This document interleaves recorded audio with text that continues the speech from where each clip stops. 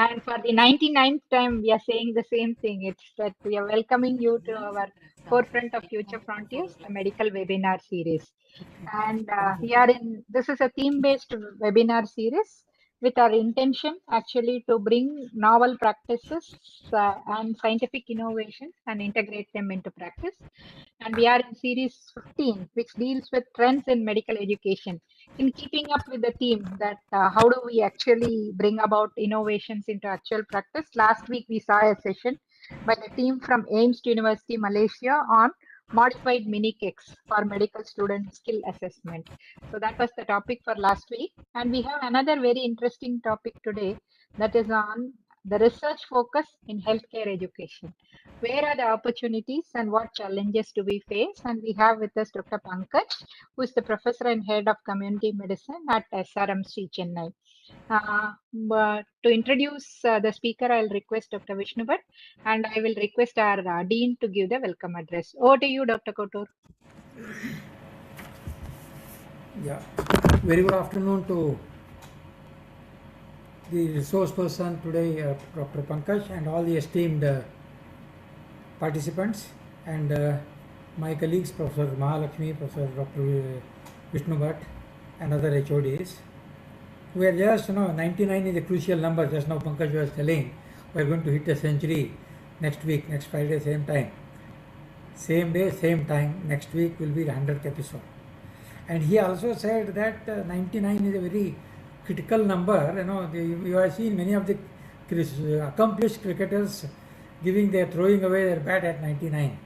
So that's how, and certainly befitting to that, this the topic of education and research, which are the two sides of a coin, is very difficult, and one cannot exist without the other.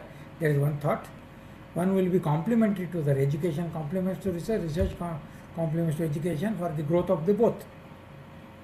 And such a difficult topic at the crucial number 99, Dr. Pankaj, who has got unique personality, interested both in education, is over here to share his thoughts with all of us, with all the participants.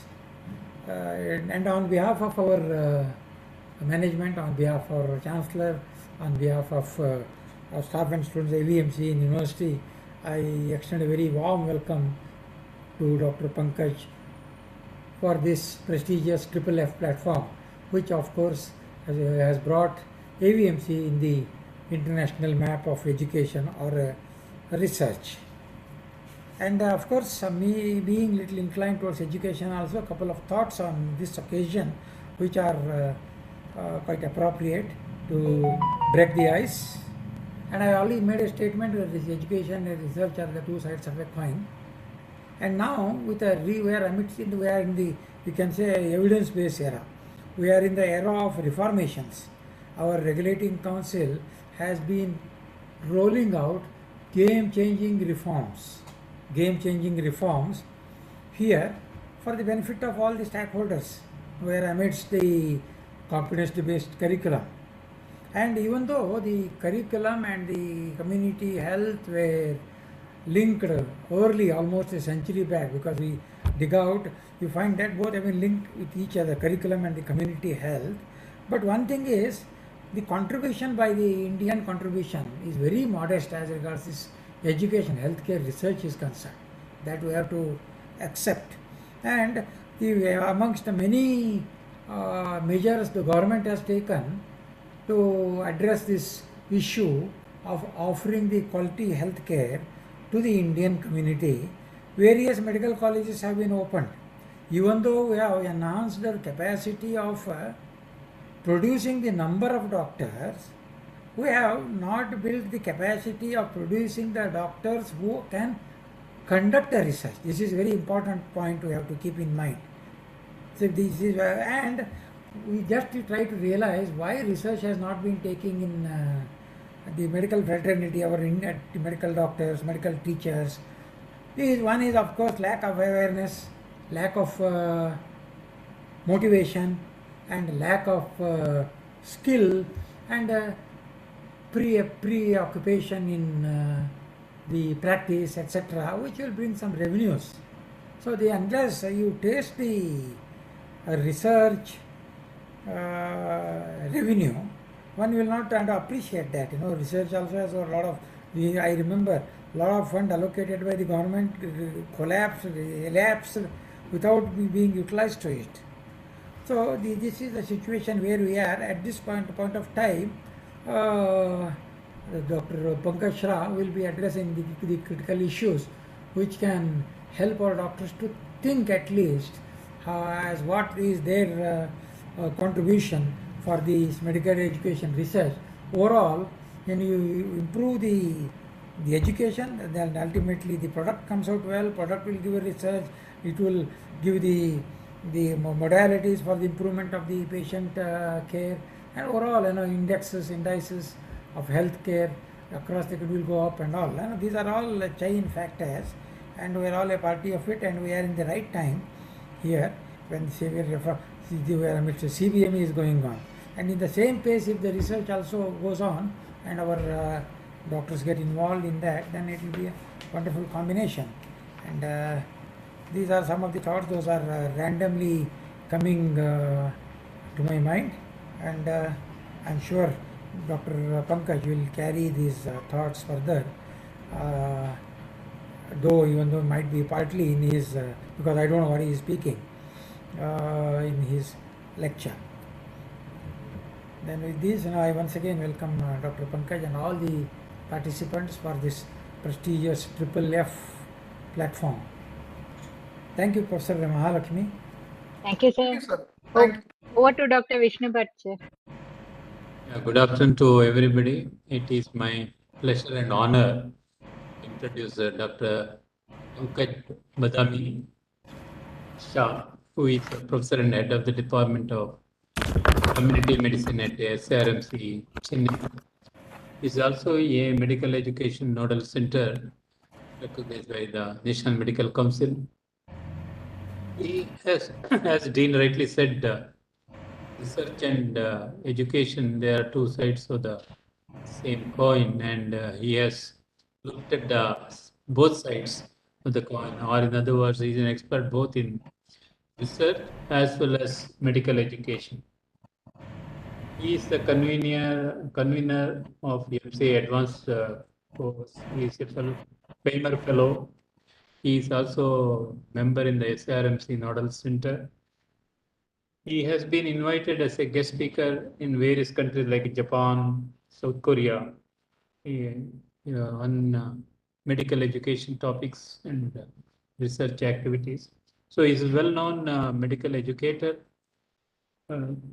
He's also interested in research. He is a reviewer for Cochrane systematic review basis.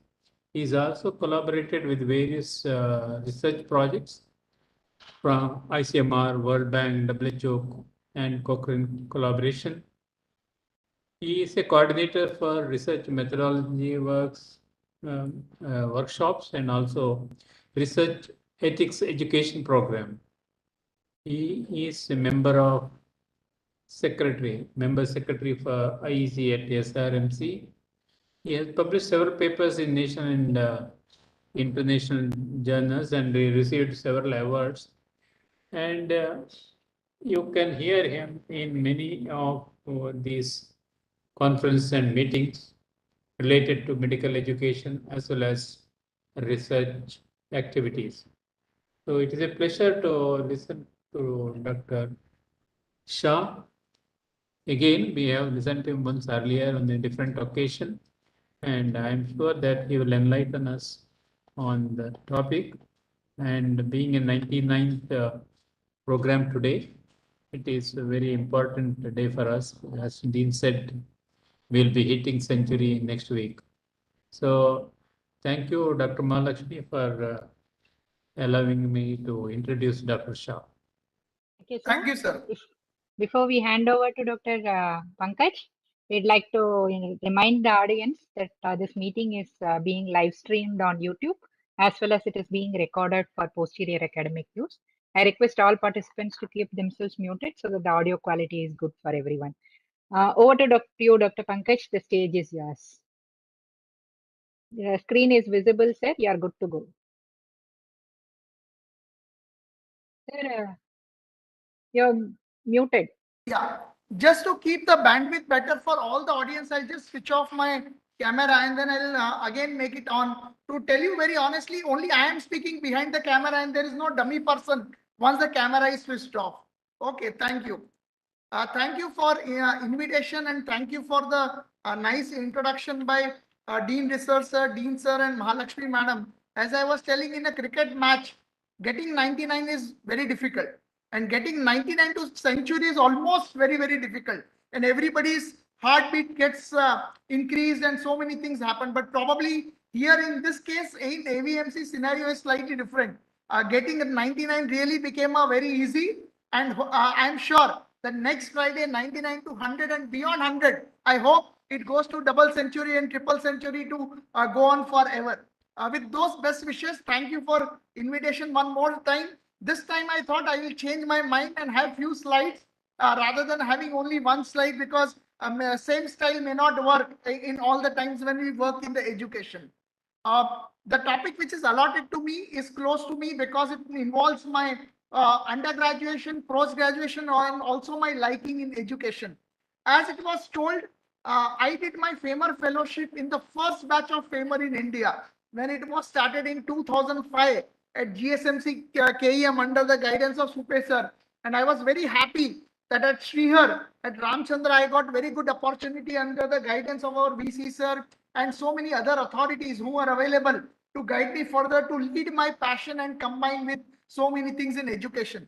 And finally, education has to change my specialty. If I do education in a separate way, nothing changes in my specialty, then it's a problematic issue. And as Dean sir said, we have to look at both the sides of the coin. Though many times we decide who is a winner on one side, but probably we have to look at the research and education in totality. The topic is research focus in healthcare education, opportunities and challenges. And all those people who saw my slides earlier, I have strike the challenges, because all challenges are actually the opportunities. And there should not be anything called as challenges. Take the example of online. If somebody would have told me we are doing online webinar in somewhere in 1999 or probably beginning of 2000, I would have almost gone to ER. But probably if somebody tells me we want to do online today, it has become relatively easy and possible. Those challenges which came with online learning was very well taken as an opportunity by everybody in India, in the world, by parent, teachers, students, everybody. So please understand those challenges are going to be there, but our main aim is to convert those challenges in opportunity. And that's why we are going to look here how in education, let it be a medical education or any kind of education, including online learning, there is a lot of opportunities for research area and can we convert all those challenges into opportunities. Again, to put a disclaimer, there are various courses are being run for months and weeks together, and please make those opportunities. 1 hour may not make everybody expert, though we will have a better knowledge at the end of this session. To start with the objectives, I am going to talk about similarity and differences between the research in medical science and education. All of us in our own specialty have done some kind of a research in our own specialty, and many times we feel, is education research something different or it is similar, or what are the differences and what are the similarities. Also, I'm going to look at those challenges which can be converted in as opportunities when it comes to educational research. Look at something on program evaluation, differentiate between quantitative and qualitative research very briefly, and can we use mixed method research? And finally, involve the principle of ethics when it comes to educational research. Everywhere we look for something called as FINER. The most important is the feasibility. It should be interesting to me, it should be novel, and it should be also ethical and relevant. But all those things depends on what are my final objectives, what I want to do it. As I was telling you, many times we keep saying, though we have done all the research, all the times in our own specialty, is educational research different? There are a lot of similarities and there are a lot of differences which we need to understand to do a justice with both medical research, what we do in our own specialty, as well as in educational field. Both have objectives. I don't think so any research can be done without objectives. Both have some kind of a methodology. It can be quantitative, qualitative, or mixed method. Both revolves around the measurement of outcome. We always look for an outcome, to look outcome is good or bad after our medical research, which we do in our specialty, or even after my education session, what we are doing. Many times we use some kind of an instrument. It can be a clinical parameters, or it can be a questionnaire, it can be instrument, it can be subjective way of asking n number of things. And then finally we come and try to correlate or associate an event with the outcome if there is this thing. That means all basic steps of doing the research in our own specialty also matches with the educational research, and hence we should not be afraid of educational research when it comes to. We need to identify appropriate specific research objective, choose appropriate methodology as per the objective, choose appropriate data collection methodology and tools, analyze appropriately, and finally we need to disseminate to a larger crowd so that the benefits of that research can be done. When we look at the objectives and review of literature, we always look at some kind of a conceptual or theoretical framework which comes in our mind. Like our medical research of day-to-day practice, we rely on our review of literature, also rely on our experience, our day-to-day clinical experience also make a lot of difference. Same way, our day-to-day educational experience can also make a difference. Now, say for example, online learning. When it came new, people were finding it difficult to implement, and today we are talking about research in online learning, how online assessment is possible, how proctored exams can be done, etc., etc. And many of the online exams now very nicely can be done with the proctored exam, where the student is sitting at home and the exam is being conducted, and how madam was talking about different technology like artificial intelligence can help us to find out if the exam is done in a proper way. Always we think about the objective, and thinking will not go away.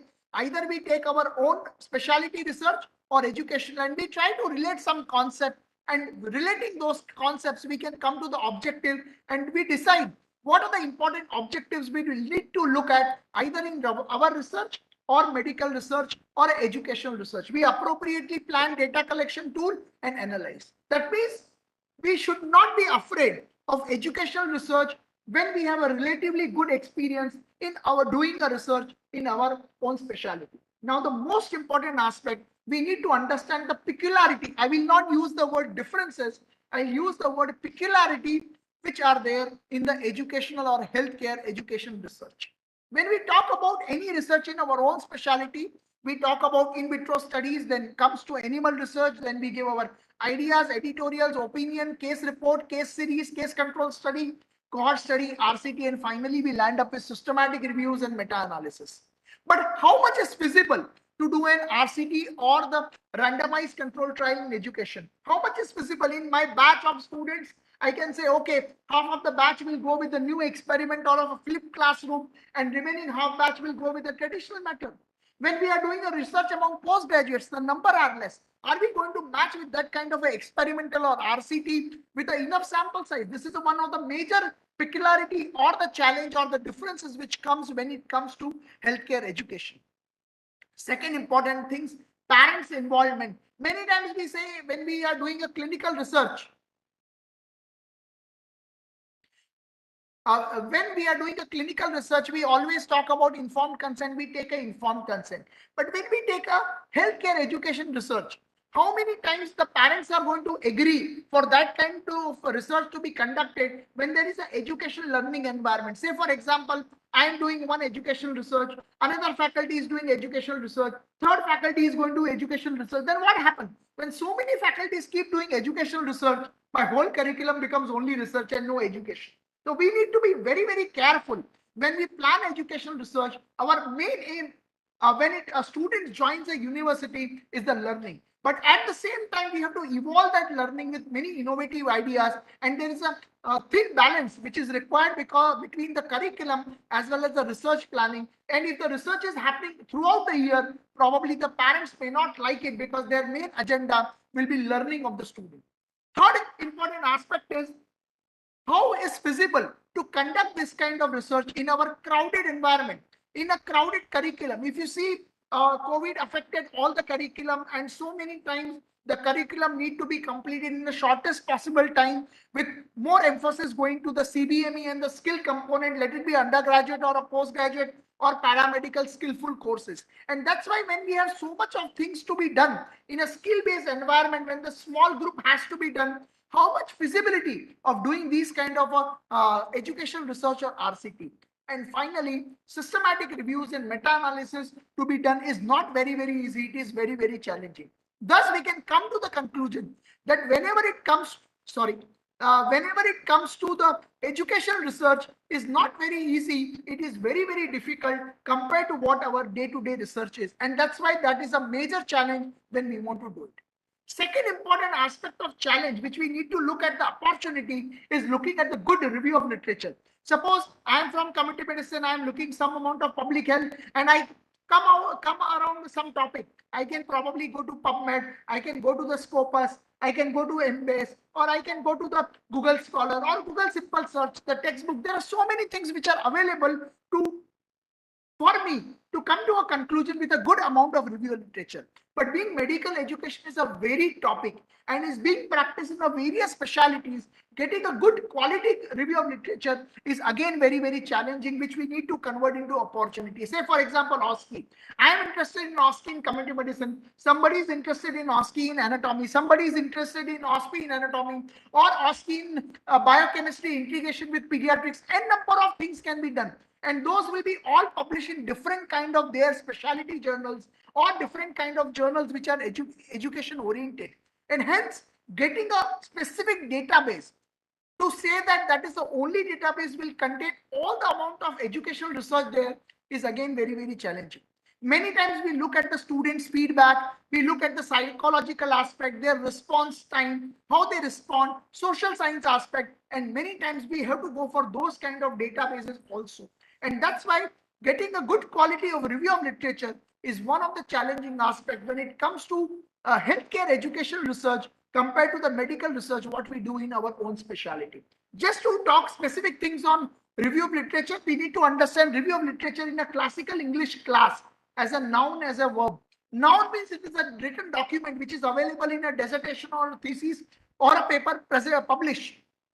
But it is a most important verb where the search and the compilation has to go on as we move on. My review of literature starts searching from the day when I started thinking about the topic. It will go until I write and finish my paper and publication, and even beyond publication, because it has to be an active process. Will keep modifying my objectives and methodology and give me more ideas to look at the limitations what I might have acquired. And that's why review of literature includes a lot of critical steps.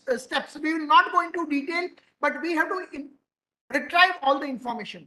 Many times with a lot of innovative things which have come in the IT in the form of Google search, when I click on certain things, I will get 20,000 papers. I will get 2 lakhs papers. And in a over enthusiasm, I will just download all the papers. My hard disk is full with 2 GB on a particular topic. And finally, what happens? I don't know how to organize. And that's why as we move on retrieving those information, simultaneously, we need to process that article.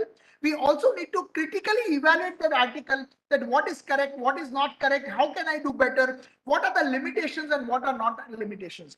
I usually like when these things we do it in BMJ. Whenever a research article gets published, there is one box comes at the end of the article which says that what is already known about the topic and what are the things which are added by the study. And also in majority of the journals, there is a section on the limitations and the future implication of that research which can be carried forward. And hence, as we do retrieval, processing and critical evaluation has to happen simultaneously. We need to organize the material. Earlier, when we used to have a print journal, we used to get and take a printout, and relatively filing was easy because only less number of things were available. Now with the era of explosion of internet, the amount of information is so wide.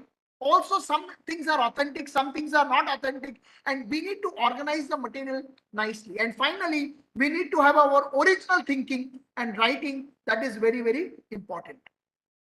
As I told you, in addition to looking the articles, say for example, OSCE on different departments, different specialities, there are also Other things which may be available, which is usually not available in our departmental research, is something called as AMEE guides. These guides are depend on a particular topic. A theme based like the webinar can be available, and we can go into literature, and something which is recently published will be very useful.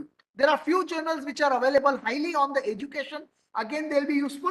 Earlier, we used to have only the educational conferences with respect to our own specialities. But now, last couple of years, as India is moving along with so much of efforts provided by MCI and NMC towards the faculty development program, there are medical education conferences where every department, all the departments come together and join and have various kind of conferences, and the like-minded people can start networking. But whatever said and done, whatever we do, whatever kind of database we use, whatever kind of conferences we attend, but whatever we said, compared to our medical research, what we do in our department on day-to-day basis, the review of literature will be always incomplete when it comes to looking at the educational research.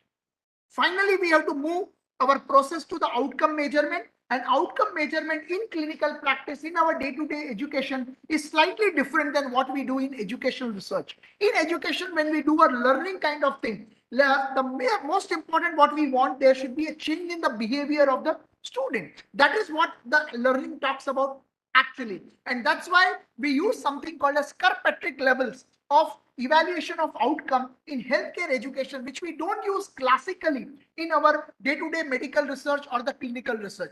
The lowest level of this Kirkpatrick level is called as reaction. You attend my session. At the end of the session, I will ask you, did you like the session? Are you satisfied? What you thought, you got that thing or not? Did you prefer? Probably you will attend my similar session in the next episode, etc., etc. The reaction, the immediate reaction which comes after winning a match.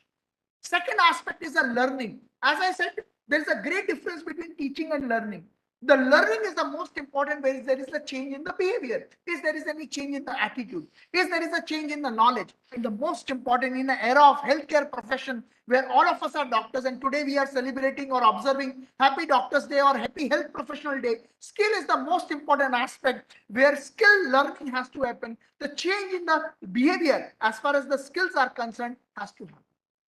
Third, finally, the most important, which everybody looks at, is my training led to change in the clinical practice, and finally it impacted on my patient. That is the most important outcome. But when we look at this Kirkpatrick level, which we don't see in our day-to-day clinical practice, is very challenging to look at the behavior and the results. Once the session is over, a teaching module is over, or teaching program is over, or online or offline course is over, we can immediately find the reaction. We can look at how the attitude, skill, and the knowledge is changed.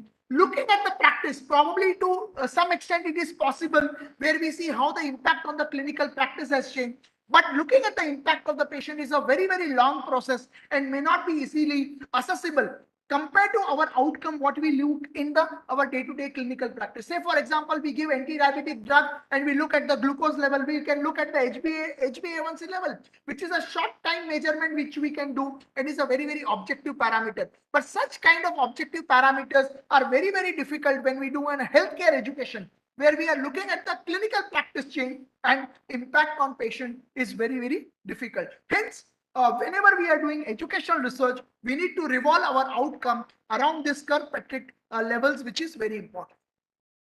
Now, just take some examples. Though I said reaction after my session, we can conduct one MCQ test to find out if we really liked it, or we can put a feedback form and we will say, please fill feedback form, and only if you get a fill feedback form, you will get a certificate. And in the eagerness of getting a certificate, you will never give a negative feedback. So there are so many issues are associated when we look at the simple reaction. The most important aspect is a second step, where the change in the behavior happens, where we make them learn some aspect, and really their skill training is happened. Many of us may have seen one documentary which was by Mr. Beans doing a CPR in a patient near the bus stop or something like that. Are we looking at those kind of skills, or we are really looking at a good skill? We should be always look at the good skill training for the students, and the research evolving how we can utilize the online and offline training very nicely for the skill. Many times we used to think, can a cognitive thing can be done online? Yes, COVID and post-COVID, we have realized that a lot of cognitive aspects can be done online. Even a lot of clinical training with respect to questioning, viva, discussion also can be done online. Only when it comes to touching the patient, doing a clinical examination where the online learning is not going to help that much and we have to be physical, which can be done in the small group. The changing behavior is very, very important when it looks at the outcome. But unfortunately, what happens because of the limitation on assessing the impact on my patients and impact on my clinical practice, we always revolve around lower levels of outcome and difficult to assess patient related outcome. And that's a major challenge which needs to understood when we look at our healthcare education compared to our day-to-day medical education research, what we do at our department level.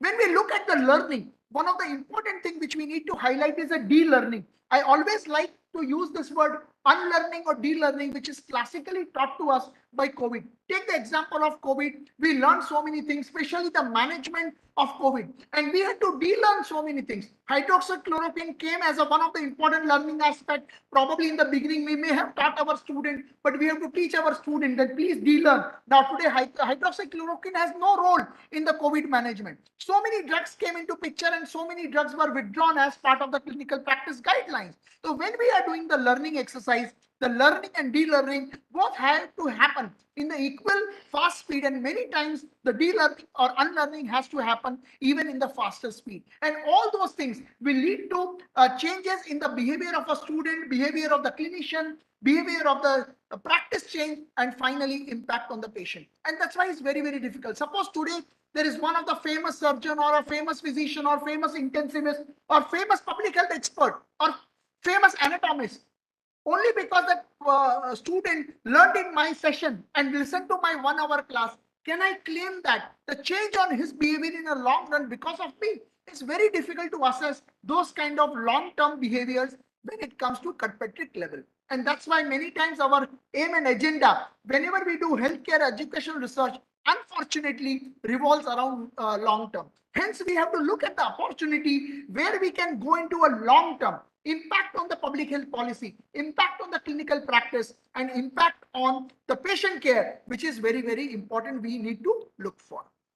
Hence, that is very, very important aspect where the educational research slightly differs when it comes to our day-to-day department research. Second important aspect, looking at the cause and effect relationship. As I was telling you, somebody listened to my 1 hour lecture and today is a big person. Can I claim all because of my educational motivation it has happened? It is very, very difficult, but same thing is very easy when we do a departmental research. I can easily say I gave the drug and the improvement in the outcome happened. That's why my anti-diabetic drug is relatively good. But that kind of a magnification with respect to cause and effect relationship is very difficult in educational research. And that's why many times we would like to do a program evaluation when program is being run and look at the program at different levels of Kirkpatrick level.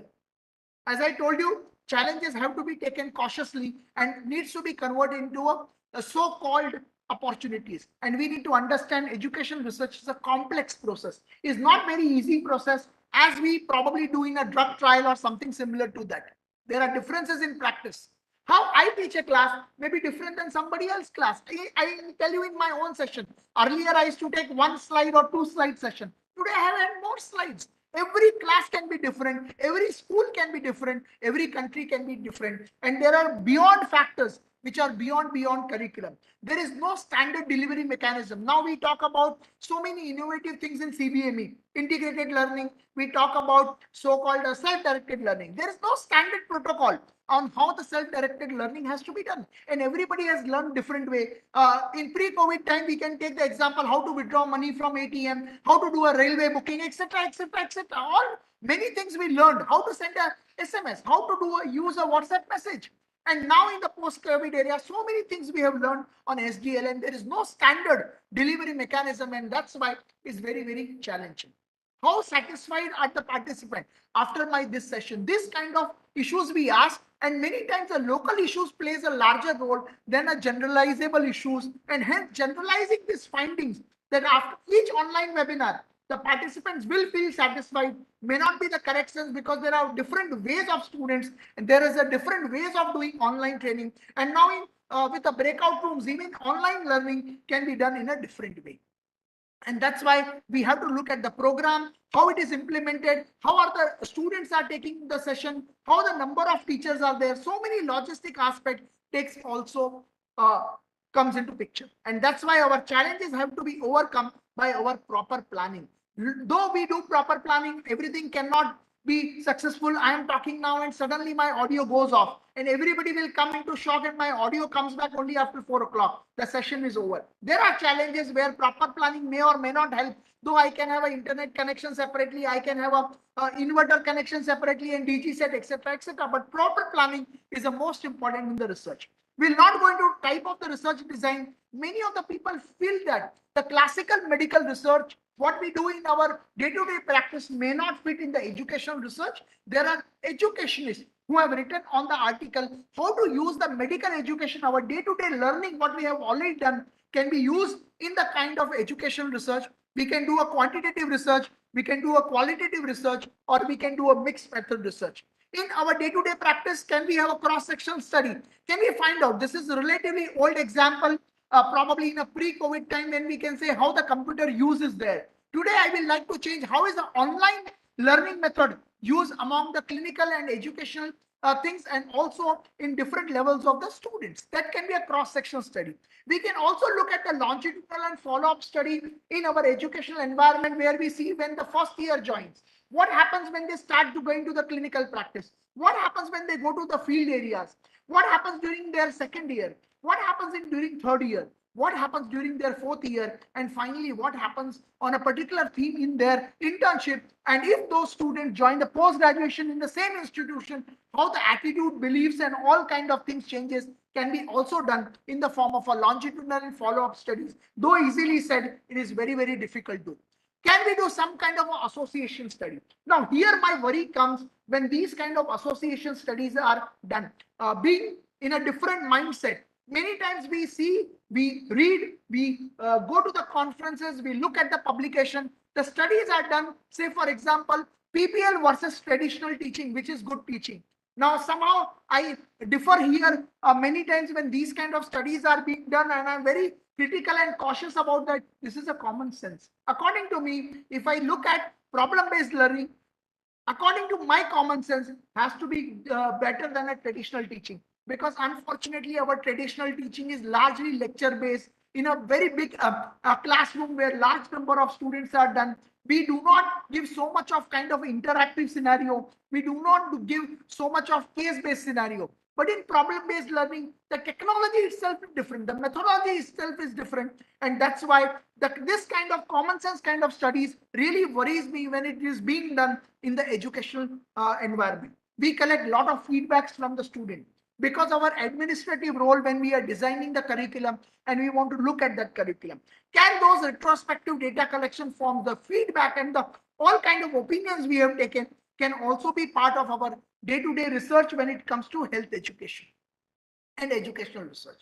As I told you, doing an RCT is very, very challenging, though many departments, many times faculties come and tell us that we will divide the students into two groups. One group will take this kind of session, another group, though it is to some extent feasible, but doing it at a regular basis is very, very challenging. Comparing with the previous batches, can I say my this next 3 years have gone to the CBME batch and my earlier 3 years have not gone to CBME batch? Can I compare the result? Those kind of historical comparison may or may not be very true, because lot of things which are beyond the curriculum which also change when these kind of comparisons are made. And that's why we need to be very, very careful when these kind of comparisons are done. And when these kind of comparisons lead to a good conclusion for the new curriculum, we are very happy. But when the conclusion comes reverse, we look at different things. But can we really do this kind of comparison? It also need to be thought critically. When we talk about our medical research on day-to-day basis, we talk to the statistician or some expert in research to get the sample size. Same way, the sample size is also equally important when we do a educational research. Depending on the objective, each objective we need to calculate the sample size and work on the same thing. But who are our sample here? Our samples are the student. And many times it may not be possible to get a whole number, may not be possible to get a good number when we look at the sample size. Say my sample size comes to 500. The medical colleges are with 250, 150 or 100 or 50 admissions. Where I'm going to get these kind of a larger number? I need to be very, very cautious, very on the ground when I'm doing this kind of educational research. Also, the studies can be done among faculties. How many faculties will be there? Which are the department faculties that I'm going to use is also going to be critical. Involving administrative in the research is also important aspect. And finally, involving all other kind of stakeholders which are involved, including patient, including nurses, including health professionals, including parents, all the stakeholders of the societies has to be involved in some kind of a educational research activity to take their opinion and feedback, because finally our healthcare education reflects to the society when it comes to the clinical outcome we are looking at. And that's why selection of the student is major challenging. Suppose I go and tell my third year student, say I'm doing a research and everybody has to fill up this feedback form. These are the objectives. They know I am the examiner. Nobody will refuse me. And that's why identifying the true population who will give me the real truth is also very critical. And that's why many times in our education institute, what we do is we tell them, please take those students who gave a proper informed consent to you, who have already passed your exam, so that there may be some students who can tell you no because you are no longer examiner. Or you take another batch of students which are not coming to you as a primary subject for examination, so that more freedom of the informed consent and other aspects comes into picture. Sample size is important, but it may become irrelevant if we have only small number of students because of n number of reasons. Then also COVID has affected the delayed admission. All those things needs to really come into play. If you want to really look at the sample size, probably we can collaborate with other institutions. Multiple institutions can come together and do the similar kind of studies with ethics committee approval in both the institutions. When faculties are doing this kind of study in our own institution, we have also requested them not to be examiner for that batch, because there can be some kind of understanding or some kind of a critical issue comes when the student taking part in the research and when the faculty is doing the research among the same group of the students who are going to be the examiner. These kind of things, fortunately, we do not see in our day-to-day medical research. Instrument of the questionnaire is again important aspect. In our clinical practice, largely we use objective kind of parameter, say for example, HbA1c or serum proteins or lipid profile or GFR, n number of things are available.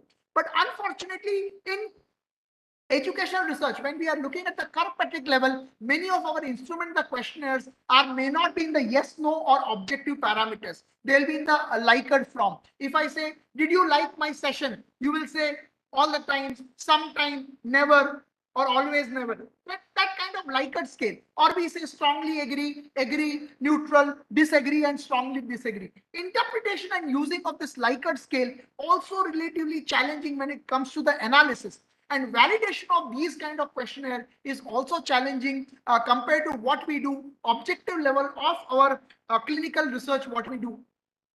Lot of cultural comparison comes. Even within India, and now many of the students are coming from different parts of India in our colleges. Naturally, there will be a lot of cultural aspects will be there. And when we are looking at these kind of subjective parameters of their satisfaction, preferences, their liking, and those things, naturally, a cultural comparison comes into picture. A validated questionnaire, which is validated abroad on particular aspect, that US culture may not fit in the Indian culture, or even the different parts of India will have a different cultural comparison. And that's why we need to be very careful when we are looking these kind of questionnaire in our educational environment. We can do a face validity, we can do a internal validity, we can do a content validity. But many times this Likert scale also not used and understood very well by the students and faculty. If somebody tells me there is a 7-point Likert scale, very strongly disagree, disagree, neutral, agree, strongly agree, very strongly agree.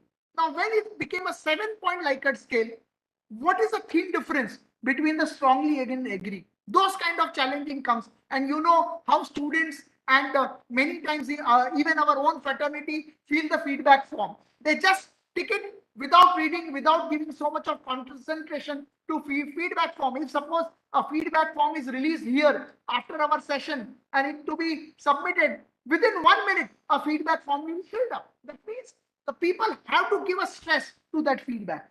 Same way, the students and faculties have to give those importance to that feedback. It is understood properly, analyzed properly, and then only feedback given. And that's why many times the Likert scale responses will keep on changing as you take the feedback today, tomorrow, after 1 hour. And those things are really challenging when the Likert scale comes into the education research.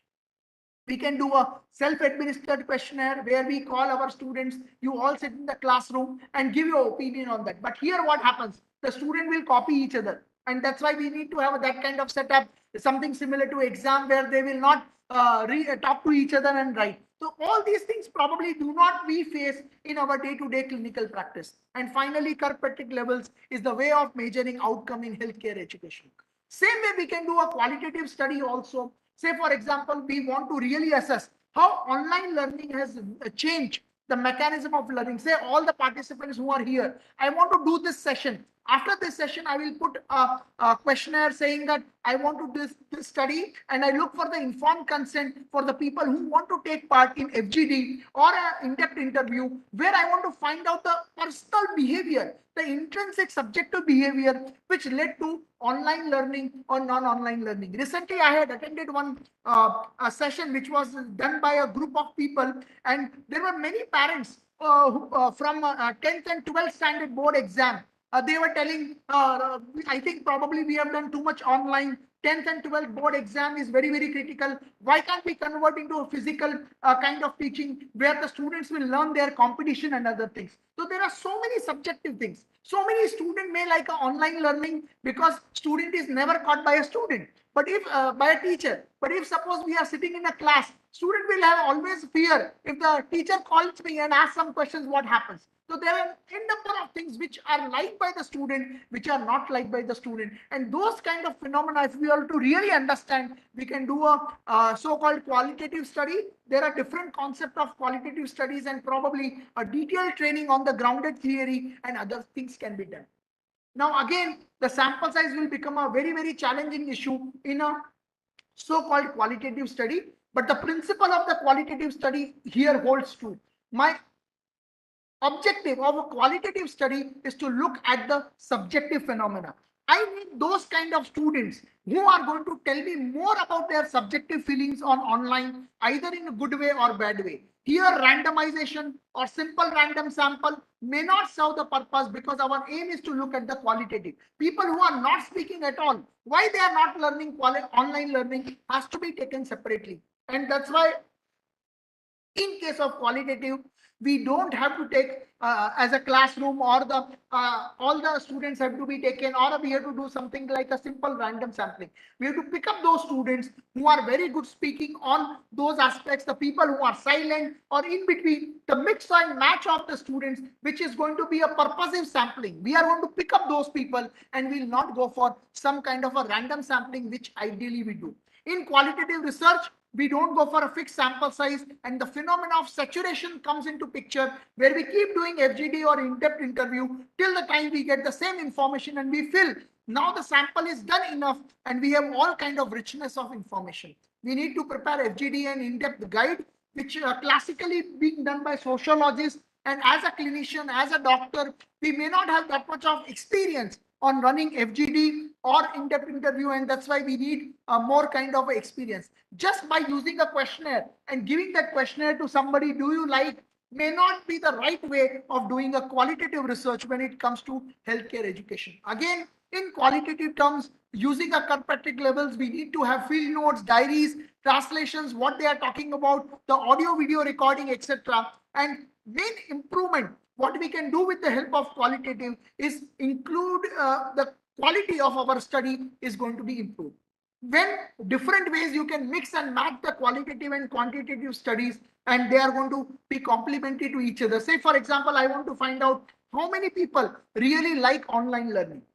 Some percentage will come, which is a quantitative method, and why they like online learning, why they don't like online learning can be assessed by a qualitative method, and both can act as a complement to each other for our policy planning and the curriculum planning.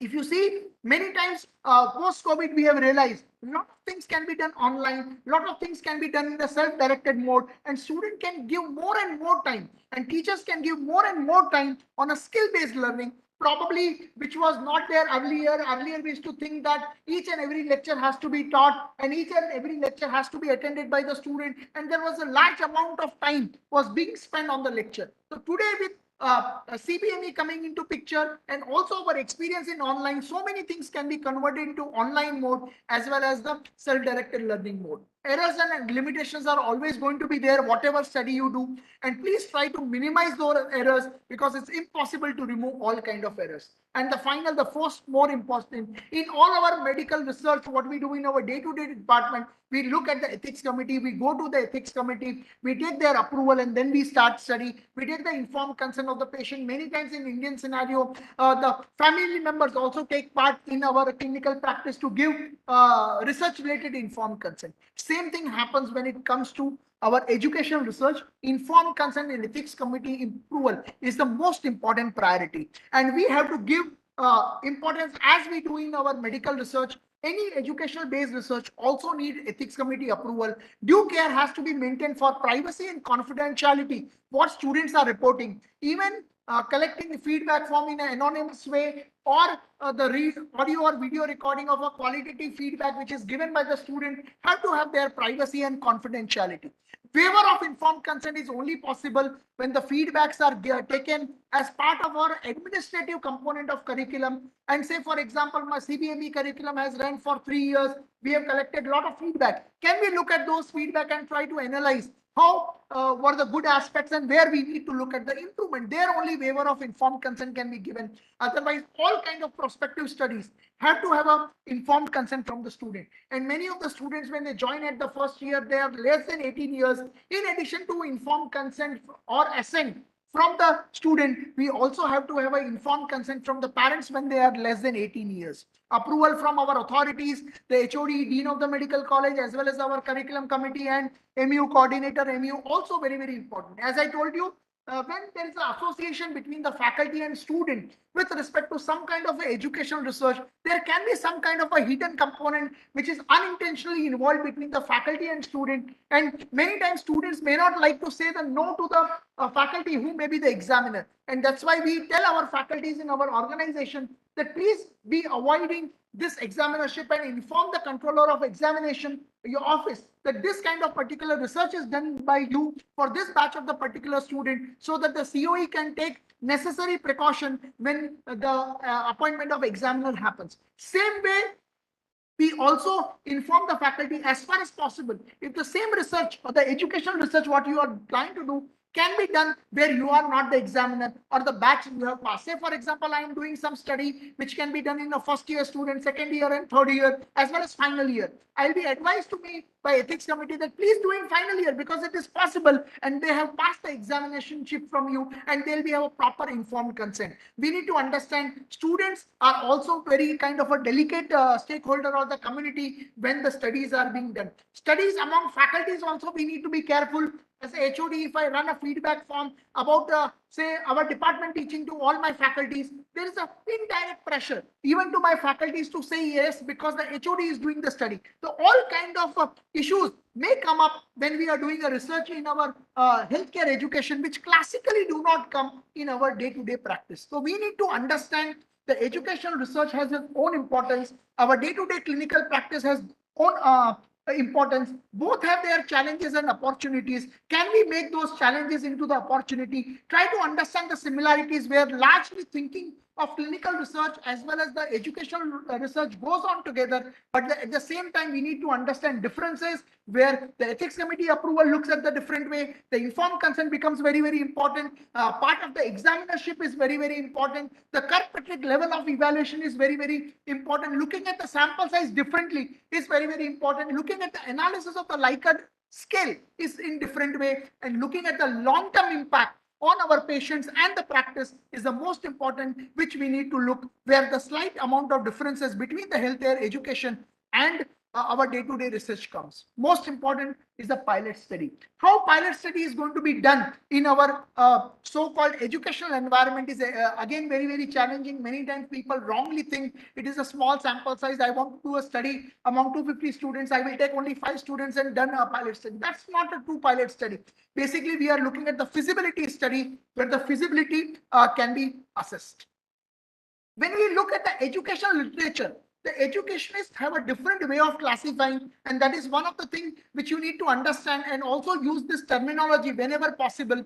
They call as a descriptive type of study or justification type of study or the clarification of type of study. And if you read this article, which is available in the medical literature, what is this descriptive type of studies which are told by the educationists are nothing but the single group study or the post-test experiment what we do in our classical day-to-day practice, or a justification kind of study where we do some kind of intervention and look some kind of association, and that intervention we try to prove that our learning has made some effect in the so-called outcome of the education. Then third comes with the clarification type of study, which is something similar to a case control or cohort or a cross-sectional study design, what we do. So terminology may be different, but we need to be also well aware. In addition to our classical terminology, what we use in our day-to-day practice of research, as well as similar things can be used in educational research. And the classical terminology used by educationists is descriptive type of study, justification type of study, and the clarification type of study or the framework in medical education research. The last important component is the scholarship. When we look at the word at the scholarship, in our routine term, you ask somebody how much scholarship you got it, they will look at the money component, how much money they got as a scholarship. But when we look at the educational scholarship, we look at the article published, we look at the book writing, we look at the presentation, we can do some kind of a curriculum or the educational product which is developed. And the criteria for this kind of a good quality scholarship in education is a good product of good expertise, good process which is done in a scientific manner, it is peer reviewed, available in the public domain and the platform which is replicable by other people. These kind of P levels or the 5P criteria is very, very important for scholarship. Hence, next time if you meet some educationist or you go to an educational conference, please be careful that the wording, in addition to our qualitative and quantitative and mixed method of research and all those things what we use in our day-to-day practice, also there are some words like a descriptive type of study, justification type of study, and the clarification type of study, which also measure the similar aspects in the healthcare education. And also think about the scholarship word when we talk about educational research is not the money. We are looking at the journal article, we are looking at the book, we are looking at the presentation, or we are looking at the good quality curriculum, which having so much of qualities which are involved with the good product, good process, good peer review, good public dissemination, and good platform for people to do it. Final, how the title is designed. Nomenclature of a child is very, very important. And when I want to nomenclate my child is very important. Title is one of the things where modification can happen.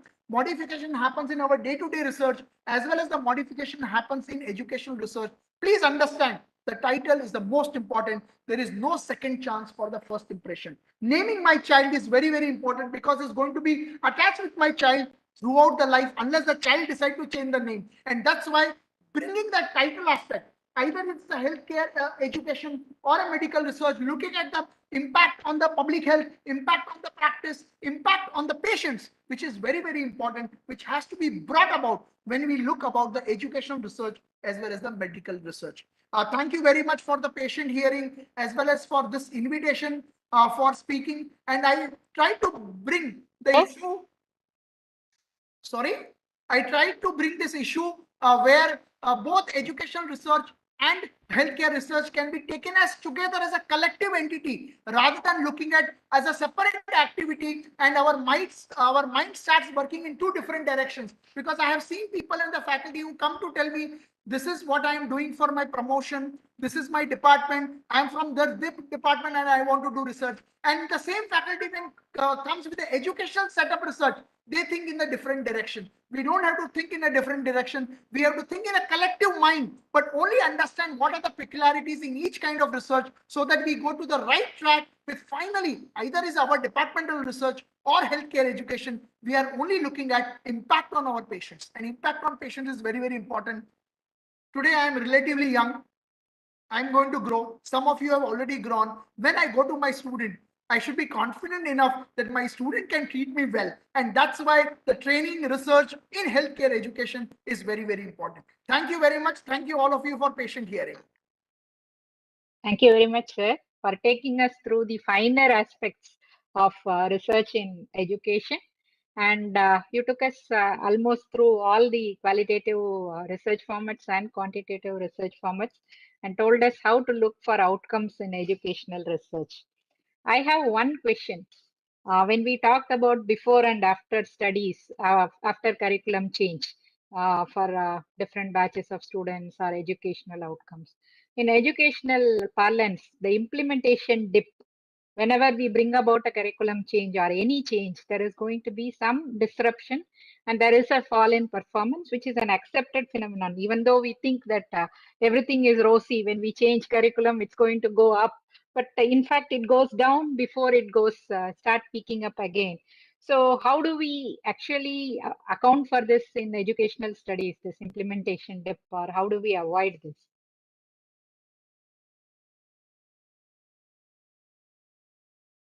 Yes. As I told you, avoiding is impossible.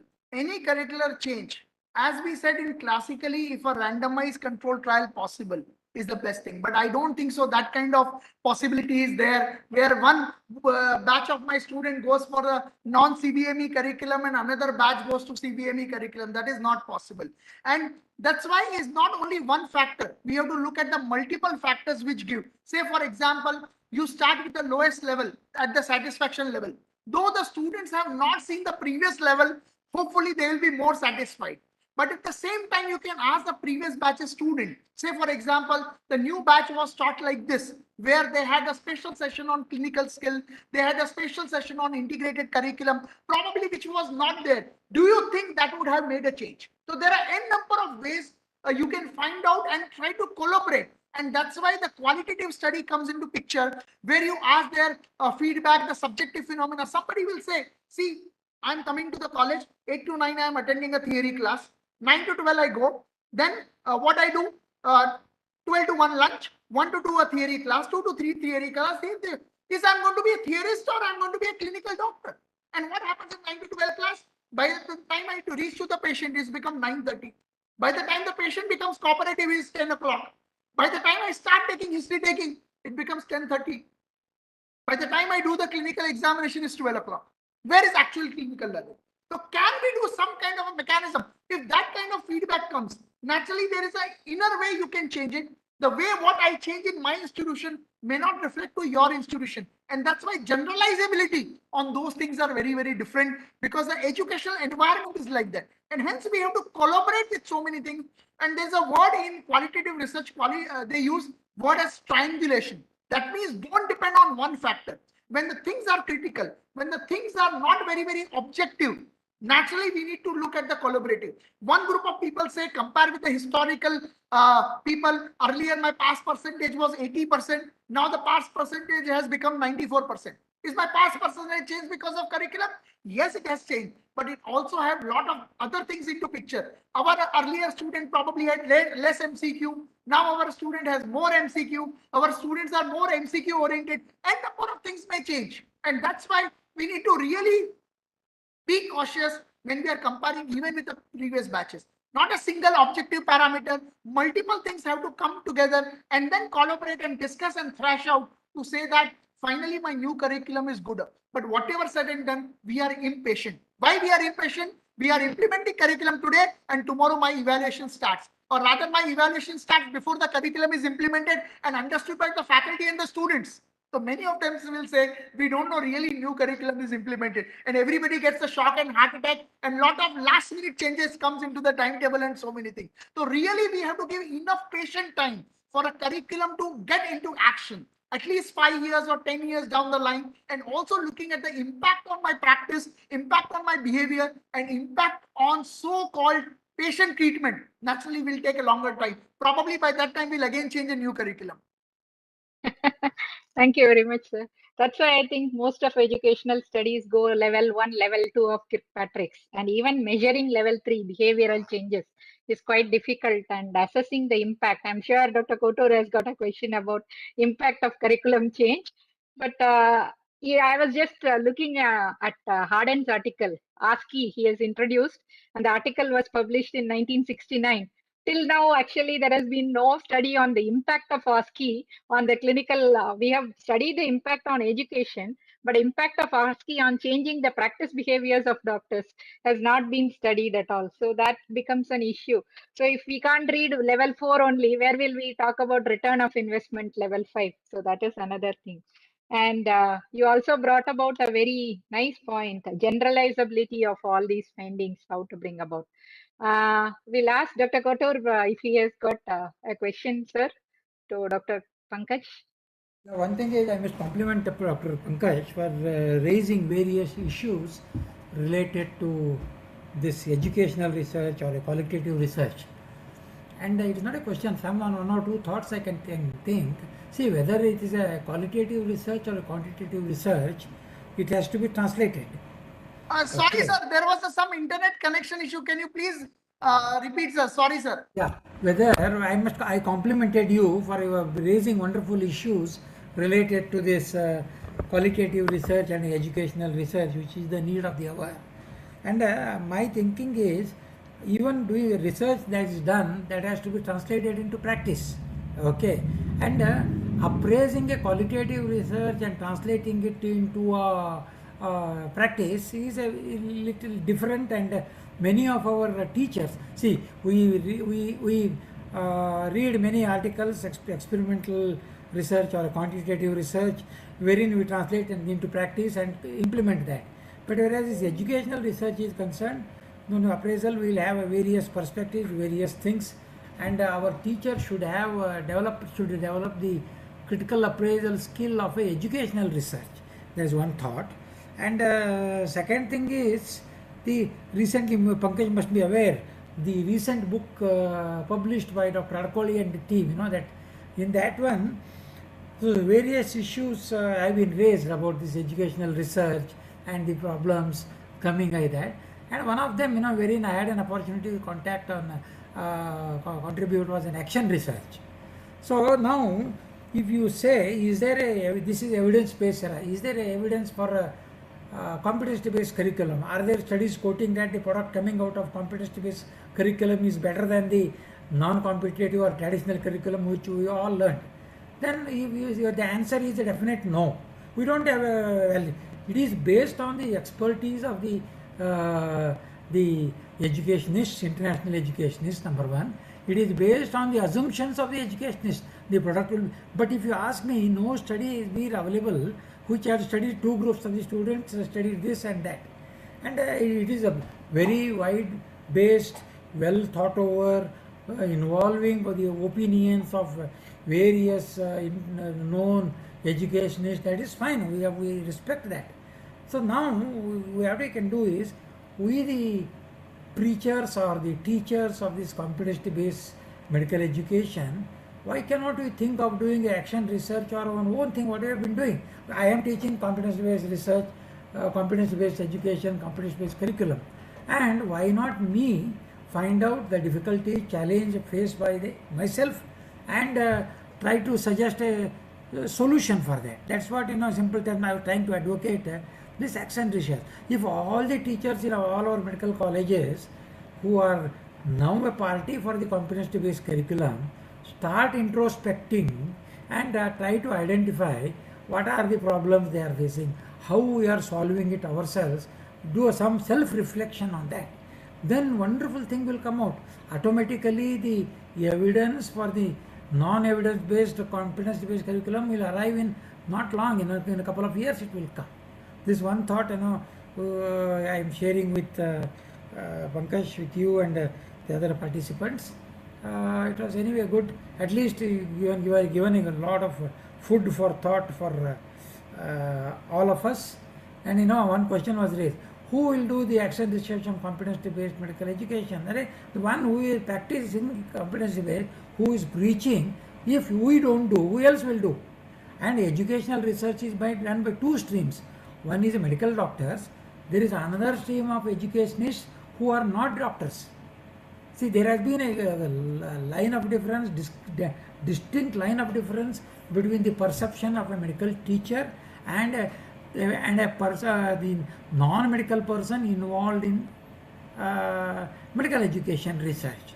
So that has to be understood, and we should get motivated ourselves to involve. Then only some good product will come. Yes, sir. Thank you, sir. Yeah. Thank you very much, sir. There is one interesting question in the chat box. You've seen that, Dr. Pankaj, from Dr. Arun Daniel? Sir, you are muted. If I just get 2 minutes, I can just go through the chat box. And one is longitudinal subjects like community medicine or general medicine faculty teach almost all phases and exam is at the end of the year. Which group of students can they include as sample? As I was telling you, in my case, I will not prefer if the same study can be done in first year, second year, third year, part 1 as well as third year, part 2. Then ethics committee will request me to go for third year, part 2, where exam of CM is already over. When it comes to medicine, surgery, and other subjects which are having the exam in the final year is very, very tricky situation. Probably we may request them if the similar study can be done in other kind of students, like say paramedical student or nursing student or dental student, or we may request them the same study can be done in first year or second year. But if the situation is like that, it is not possible in any other study, then the group of faculties who are doing that study should ideally inform the controller of examination that this kind of study was done between the student and faculty and they came very close in this kind of study, so that tomorrow it should not be taken as a wrong way and they disclose this act, and then controller of examination can decide in consultation with the higher authorities of the organization to decide if they can be examined or not. If the university feels the interaction is not very difficult way, they can be examined, there is no harm. If the same batch students you do, only we are delicately concerned because student cannot say no to me if he knows or she knows that I am the examiner. And that's why some way there's a compromisation of informed consent may happen. And that's why ethics committee always think if that kind of study can be done in other batches is the most. But if finally no, please do the same batch, inform the controller of examination and let in their wisdom to decide if the interaction is worth for you to be the examiner or not to be the examiner by a single faculty or group of the faculty. The research is very, very important, as well as the educational evaluation is also very, very important. While purposive sampling, students of FGD only fast learning group get represented by default. No, we have to take slow learner. Either do not consent or shy. Now, when the consent doesn't come, it comes on our skill to convince them, to talk to them. We can involve their mentor. We can involve in lot many other ways of talking about slow learner. Rather than, I will not say a fast learner or slow learner. Each learner is learner. Speed is the matter of content. Can I be a slow learner or a fast learner? I don't know. To be very honest, when it comes to academic things, I was fast learner. When it comes to driving in a traffic, I'm a slow learner. So it's very difficult to describe somebody as a fast learner or slow learner. Each learner is a learner.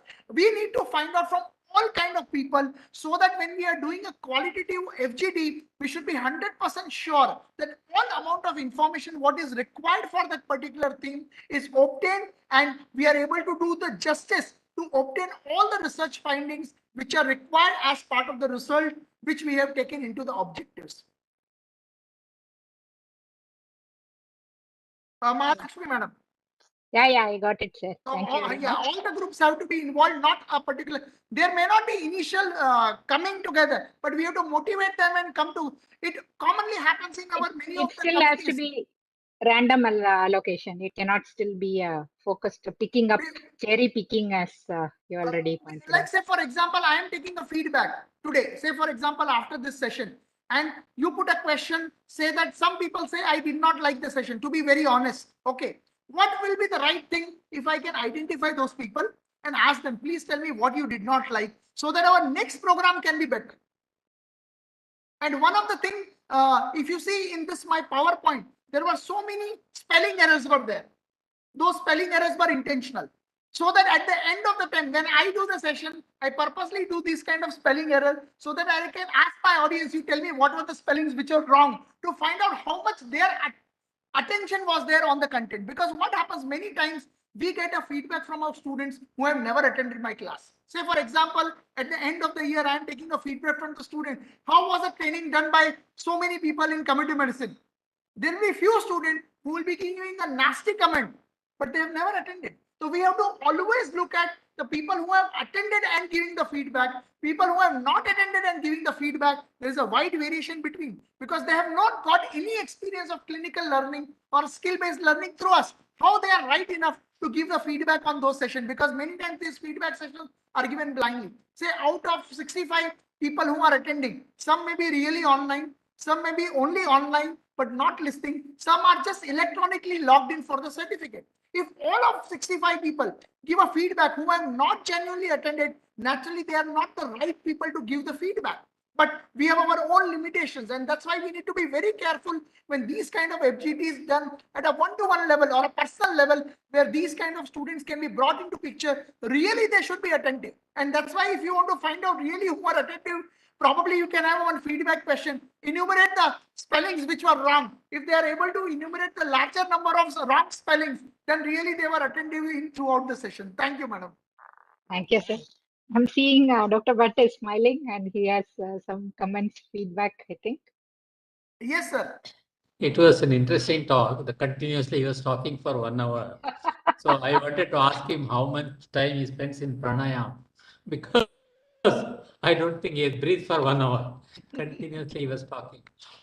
And one clarification from my side. See, the education research and other research are a little different. See, now we normally say that people under your control, you do not take for research. But when you come to education research, if you can anonymize the students, if you can take feedback, then there should not be any problem, because I am teaching pediatrics, you are teaching community medicine. You can have to take feedback from your students only, you cannot take from somebody else. Suppose if I want to find out whether my class on growth and development was effective, what was the problem, I cannot take people who have passed out or some other student. I have to take after the class. So the ethics committee also should insist on getting anonymous feedback, and they should not come in the way of taking feedback. So what's your opinion Yes, on sir. that? Actually, what I said, I will repeat like a parrot, that wherever possible, you please take the students where your examinership and other hidden agenda between the student and faculty may not come into picture, including informed consent. Wherever it is not possible, please go ahead with that batch. As you said, the community medicine can be assessed by only my batch student. It cannot be anybody else. Same way, pediatrics can be your batch. But even if anonymous is there, it is better. But even if we have to take a non-anonymous, there is no harm. But all those have to be disclosed well in advance, so that there is a clear understanding when these kind of research is being conducted. So that student also knows informed consent is given. Student also knows, like say for example, I am taking the class and student data collection is not anonymous. That fellow will write name and will say, excellent answer. And that fellow will come next to me again and again to show that he has given me excellent answer. What I should do? I should be giving excellent marks when it comes to exam. So those kind of issues come up. So how we can sort those issues so that we get a real information? But no way ethics committee will ideally say you don't do it. They will look all the possibilities and avenues possible and can suggest you, and probably a kind of understanding can come between the researcher and the ethics committee, which is a best batch to do that research for that objective which we have decided. I think basically the confusion in the ethics committee also with regard to what type of research you are doing. Suppose if I want to take blood sample from my students for a normal study, then this question will come, what you are telling me, taking the students of your batch. Or if you want to do a drug trial, you want healthy volunteers. You say, who don't want to participate in my drug trial? I am your examiner. All of them will take the drug. So that type of thing should not be permitted. That's what my understanding is, because I also sit in ethics committee. So I'm just telling you my feeling. So if it is just an educational research and it can be anonymous, Because as you rightly said, a student may be forced to write nicely when he probably does not have that feeling. Then it is wrong. So it can be completely anonymous because people have done PhD in medical education and they will be using only their students. So that way it is not unethical if you can anonymous. Something like a retrospective data, but Yes, sir. it should be completely anonymous. Then it is fine. Yes, sir. This is my- Anonymity plays a very important role in our data collection, and anonymity only kills if you want to assess why that particular feedback is given, because we will not be able to identify those people if you want to go into depth. That's the only issue comes up. Now, if you want to improve the education level of that particular student, it is important. Otherwise, Yes, sir. the feedback also can be anonymized. So you take a student, this student Y has written, he will write, but you won't know who has written. Yes, sir. So as a group, it is fine, but individually focused, if you want to improve a particular person, then you have to know which person has written. Yes, sir. So that should be avoided. And many times happens, sir, even in a beyond research, when these kind of anonymous data are presented in, say, medical education unit or medical education department, all administrative, all the people are concerned why particular students have given a bad feedback. And we spend hours on that. But finally, what happens when we go into detail? This data was collected anonymous. Then we don't have the name of that person to get more why that particular person failed. So it's like double-edged sword. Depending on what is my objective, I should decide is anonymity is going to be useful or anonymity is not going to be useful. Or sometimes since you have given anonymous freedom, he may write very badly if he doesn't like you. That is also true. There is some comment that very few students give constructive feedback. Yeah, it is true because we need to train the students how to give feedback also. Yes, It's sir. also very important. That And they will just pick up. Many times it happens, sir. When we give the put the feedback form, in 1 second, 20-question feedback form is submitted and given. Many of the conferences we have seen, they just give the feedback and walk out with a certificate. They have not read the question. So really, any feedback comes from any resource, let it be good or bad. I will again repeat, good or bad should be taken with a pinch of salt. Or not only the bad feedback, both the feedback have to be taken with a pinch of salt. yeah. I think for this Thank you, issue, sir. I think Dr. Pankaj himself has come up with a solution. What he said is about triangulation of data. So we need some quantitative data, we need some qualitative data, we need some observational data from the faculty and observers who are present. So unless we triangulate all these data, it is impossible to draw valid conclusion in educational studies. I think that is the take-home message. And as I said, Dr. Pankaj, you did very well marrying your two research interests, research as well as education, and how actually educational research can be structured for making an impact into the curriculum and into the lives of students. So that was the message for the 99th episode. It has left us with a very high feeling, like we are actually quite elated that this has gone on so well, and we had an opportunity to learn. Thank you very much. Thank you, madam. Congratulations and best of luck for double century to come. Thank you. Thank you, sir. You So can be a witness. Yes, sir, sure. I will be witnessing, sir. Thank you. yeah, thank you. Thank So, you. friends, that brings us the end of today's episode. But please stay tuned because next week, 3 o'clock, again on Friday, is our episode number 100. And that is the episode on actually, we are going to talk about the future of healthcare simulation, and none other than Dr. Vinay Natkarni, who is a professor of anesthesia and critical care medicine in pediatrics. He is also the medical director, Center for Simulation, Advanced Education and Innovation at Children's Hospital, Philadelphia, USA. And those of you who are involved in simulation might have heard Dr. Vinay in many forums. He's an excellent speaker and a very, very visual presenter. So I'm sure we are in for a wonderful treat for our 100th episode. I hope we'll see you on next Friday at 3 p.m. sharp. Till then, stay safe. Thank you very much. This is Dr. Mahalakshmi, Dean Health Professions Education, on behalf of the Scientific Society AVMC, signing off. Thank you. Thank you. Thank you, Thank sir. you.